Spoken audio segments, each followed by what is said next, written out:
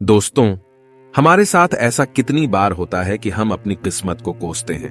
हम कहते हैं हमारी किस्मत फूटी है, ऐसा मेरे साथ ही क्यों होता है। जब हमारे साथ कुछ बुरा होता है हम आमतौर पर निराश हो जाते हैं और अपनी किस्मत पर दोष लगाने लगते हैं। हम यह सोचते हैं कि हमारे भाग्य में उठापटक लिखी गई है और सब गलतियां हमारे ही जीवन में क्यों होती हैं। हमें लगता है कि हमारे पास सही चीजों की कमी है, जिसके कारण हम अपने लक्ष्यों को हासिल नहीं कर पा रहे हैं। कितनी बार हमने बहुत सी चीजें बस यह कहकर छोड़ दी हैं कि किस्मत में होगा, नहीं तो मुझे मिलेगा कैसे।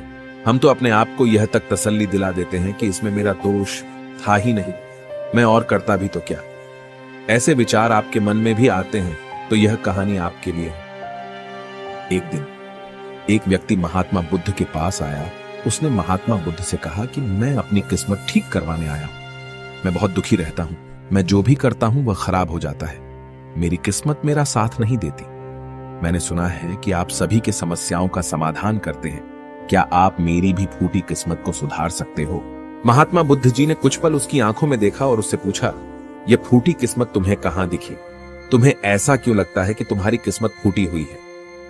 उस आदमी ने कहा, मैं जो भी करता हूं तो वह हो नहीं पाता, तो मेरी किस्मत फूटी ही हुई ना। किसी वक्त मेरे पास सब कुछ था, धन, सुख, आनंद। फिर मेरे माता पिता गुजर गए। जैसे जैसे करके मैंने अपनी खुद की परवरिश की। मैंने जिससे सच्चे मन से प्रेम किया, उस प्रेमिका ने किसी और से विवाह कर लिया। मैंने एक छोटा सा व्यापार शुरू किया, तो जिस मित्र के साथ मैंने वह व्यापार शुरू किया वह मेरा व्यापार ही हड़प बैठा। मुझे किसी ने बताया कि आप सारी समस्याओं का हल निकाल देते हो, क्या आप मेरी भी किस्मत ठीक कर सकते हो? महात्मा बुद्ध ने कहा, लाओ तुम्हारी फूटी किस्मत मुझे दे दो, मैं अभी उसकी मरम्मत कर देता हूं। व्यक्ति ने कहा, मैं किस्मत को कैसे दे सकता हूं, वह तो दिखाई भी नहीं देती। महात्मा बुद्ध ने पूछा, जब तुम्हें तुम्हारी किस्मत दिखाई ही नहीं देती तो तुम्हें कैसे पता कि वह खराब हो चुकी है? उस व्यक्ति ने सोचकर उत्तर दिया, नहीं, मैंने कभी ऐसा नहीं देखा कि मेरी किस्मत सचमुच खराब हो चुकी है। व्यक्ति ने कहा, मेरी किस्मत खराब है, तभी तो मेरे साथ सब कुछ गड़बड़ हो जाता। मेरे बनाए बनाए कामों पर पानी फिर जाता है। अगर मेरी किस्मत अच्छी होती तो सब कुछ ठीक होता है ना। तो महात्मा बुद्ध ने कहा, तुम ठीक दिखाई देते हो, तुम्हारा स्वास्थ्य भी ठीक लग रहा है, तुम्हारे हाथ पैर भी सलामत हैं, तुम अभी तक मरे नहीं हो। मुझे तो तुम्हारी किस्मत में कोई भी खराबी नहीं लग रही, सब कुछ सही लग रहा है। अगर किस्मत खराब होती तो तुम बीमार होते, तुम्हारा अंग भंग हो जाता या तुम मृत्यु को प्राप्त हो जाते, लेकिन ऐसा तो कुछ भी नहीं है। फिर तुम क्यों कह रहे हो कि तुम्हारी किस्मत फूटी हुई है? व्यक्ति ने कहा, आप समझ नहीं रहे हैं, मेरे ऊपर बहुत कर्ज है। लोग रोज मेरे घर धमकाने आते हैं। जिनसे मैंने कर्जा लिया है वे मुझे मरने तक की धमकी देते हैं। मेरा घर भी उन्होंने छीन लिया है, अभी भी मेरे पीछे पड़े हैं।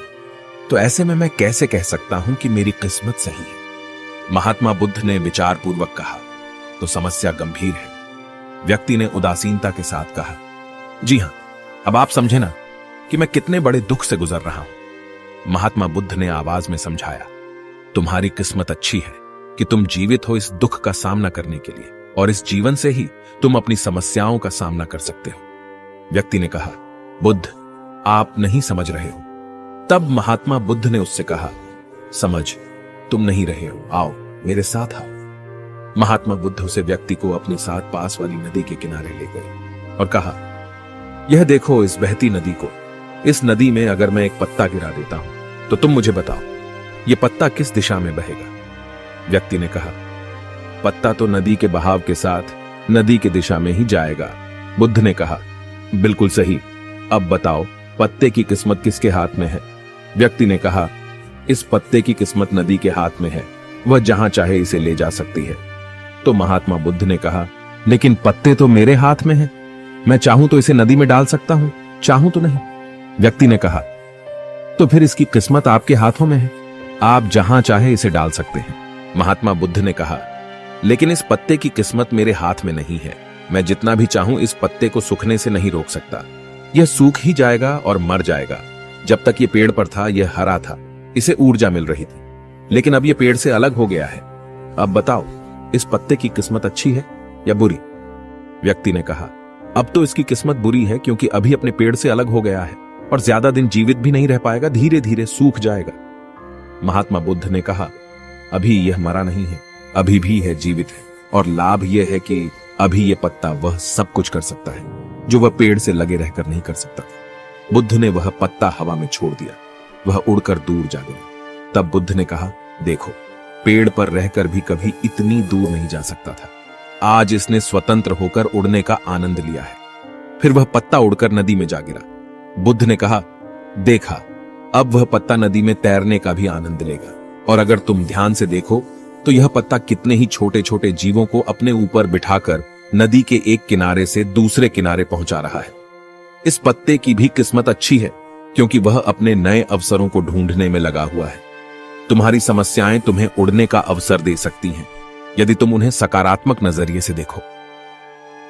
उस आदमी ने वहां खड़े होकर महात्मा बुद्ध के बातों पर विचार किया। धीरे धीरे उसने पूरी कहानी के पीछे छिपे गहरे अर्थ को समझना शुरू किया। वह महात्मा बुद्ध की ओर देखते हुए बोला, आप सही कह रहे हैं महात्मा। मैंने अपने भाग्य पर ध्यान देने में अपनी दृष्टिकोण को सीमित कर दिया था। मैं इतना प्रयास कर रहा था कि समस्याओं और मुश्किलों पर ही फोकस करता रहता, जिसके कारण मैं उनमें मौजूद अवसरों को देखने में असमर्थ था। मुझे अब समझ आ गया है कि मेरी फूटी किस्मत बस एक डर और निराशा से उत्पन्न एक धारणा थी। यह कहानी हमें यह सिखाती है कि हमारी किस्मत हमारे हाथ में होती है। हम खुद अपने जीवन की दिशा निर्धारित करते हैं। हमारी समस्याओं का हल भी हमें ही निकालना होता है। चुनौतियों को एक अवसर के रूप में देखकर हम आगे बढ़ सकते हैं और अपनी किस्मत को सुधार सकते हैं। दोस्तों, ऐसी कहानियां हमें जीवन जीने का तरीका सिखाती हैं। अगर आपको यह कहानी पसंद आई और आप हमारे चैनल पर और बेहतरीन कहानियां देखना चाहते हैं तो सब्सक्राइब जरूर करें।